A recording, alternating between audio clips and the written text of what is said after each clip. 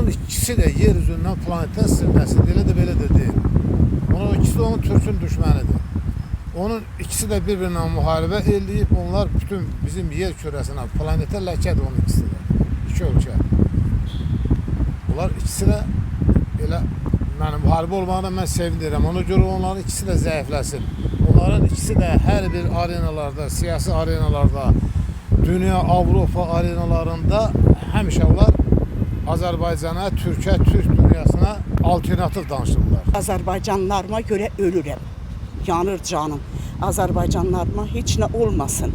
Amma mənə Qarabağ müharibəsində İsrail dəstək olur. Hər zaman İsraili. Amma Azərbaycanlarım yaşayır İranda. Ona görə acıyıram. Yanıram. Çox pis oluram. Gecəm gündüzüm yoxdur. Amma bu ermənilərə görə İsrail bizə çox dəstək oldu. Hər tərəfdən.